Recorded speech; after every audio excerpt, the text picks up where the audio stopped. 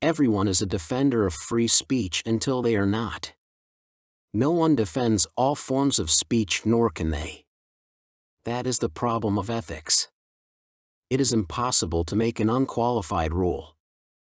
Therefore, when liberals use phrases such as free speech, it gets them in trouble.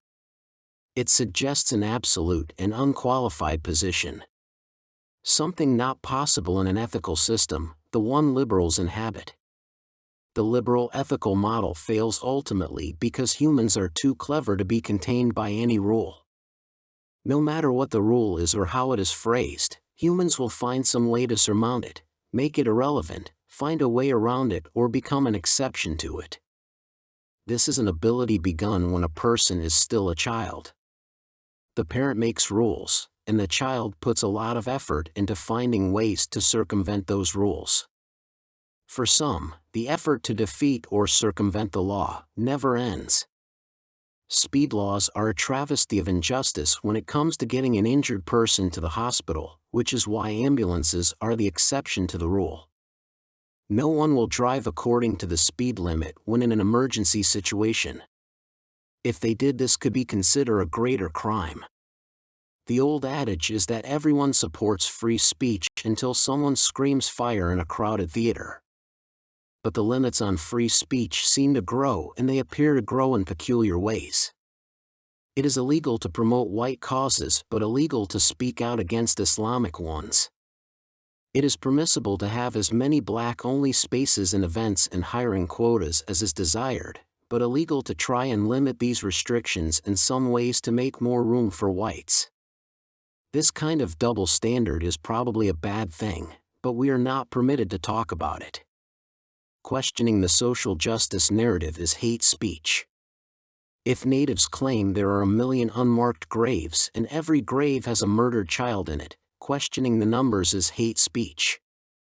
Narratives that uplift minorities and denigrate whites are not to be questioned. It might limit the eventual payout.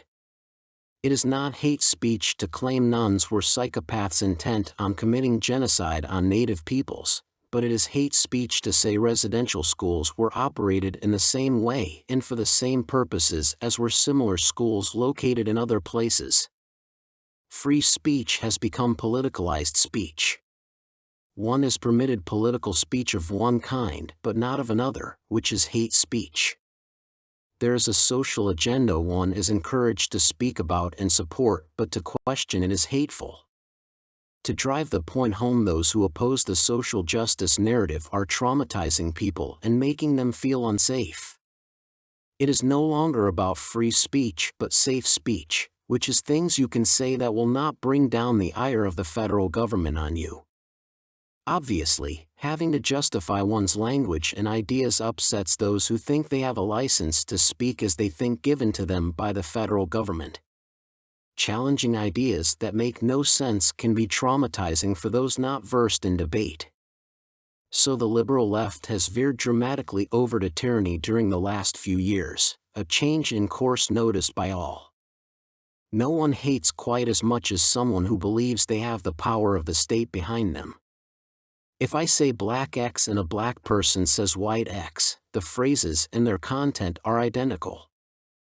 The only difference is the race of the speaker and the race to which the comment is directed. Positive or negative, the statement will be likely construed as hate speech if it favors whites or disfavors blacks. This is not just to point out the hypocrisy of the justice system, it tells us that hate is more about the feelings of the listener than the content of the comment. Hate is, after all, an emotion. For a comment to be considered hateful, it would have to be hated. The question is then, what does a victim group hate? If they hate it, then it is hate speech, meaning if they hate a word, then the word is hate speech.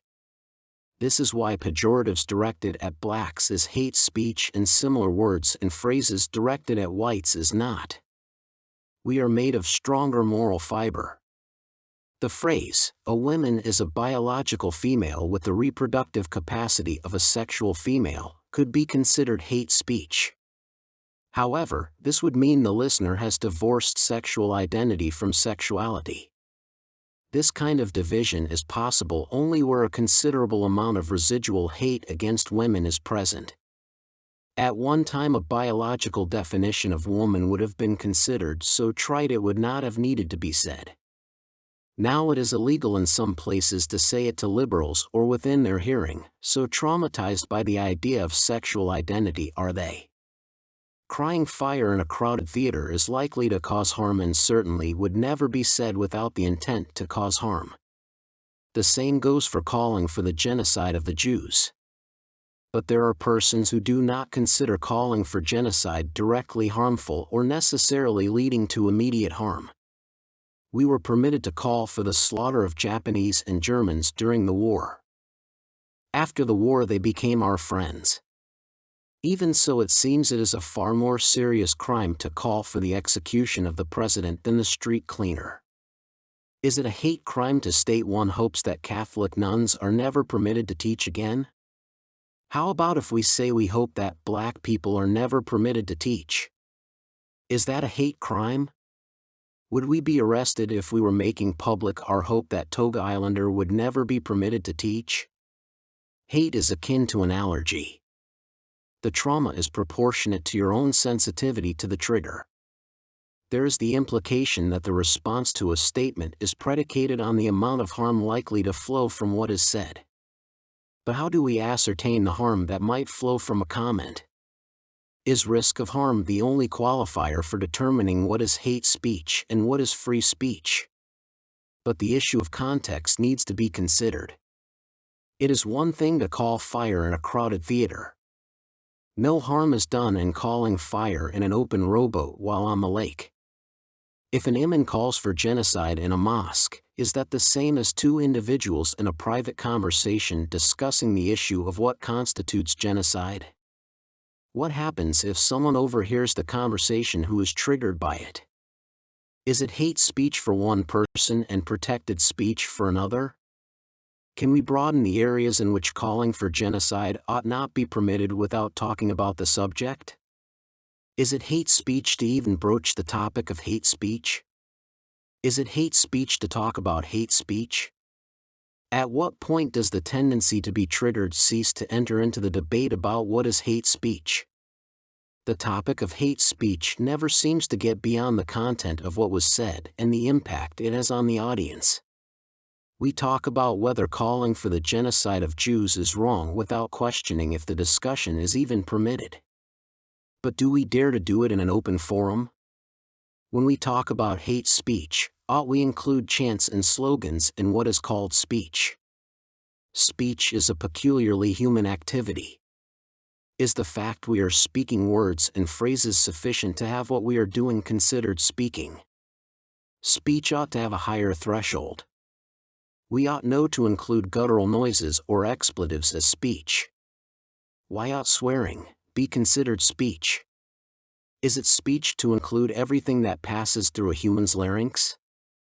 Attacks on others ought not be permitted, and this includes curses and racist pejoratives. What our error is in thinking this rises to the level of speech. Speech requires a conversation. Speech requires content and arguments. Speech requires content. If someone engages in a conversation regarding a topic, by their language they open the door to all sides of the issue. A person yelling fire in a crowded theater has not engaged in a conversation. A person yelling racial slurs or sexual epithets at someone is not engaged in conversation.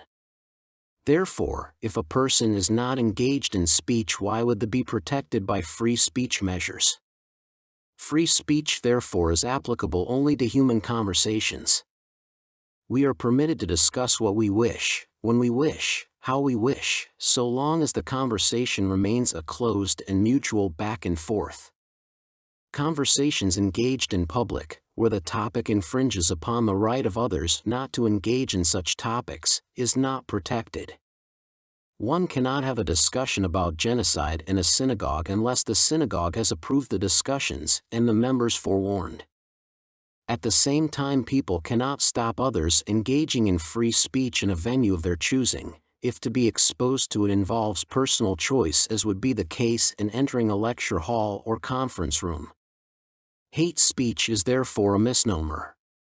If it is hate, it is not considered speech, and if it is speech, it is not restricted. Hate speech is any statement, pronouncement, or word or phrase likely to be deemed offensive or found pejorative by persons within the vicinity of the speaker and not engaged in the conversation.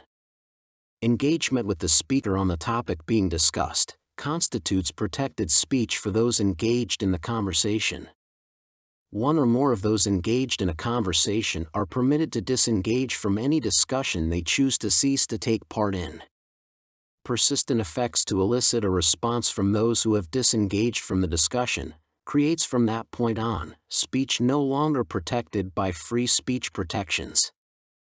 In other words, free speech is that speech which takes place within the context of a conversation, written or voiced. Written material is protected if published in a venue that is not open to the general public but must be accessed willfully, as in a magazine or on a website. The content of the material that is potentially offensive must be made known. Free speech encompasses any private or closed discussion. Hate speech is any potentially offensive content delivered in such a way that it can be reasonably expected to enter other people's private space without their consent, prior knowledge, or enablement.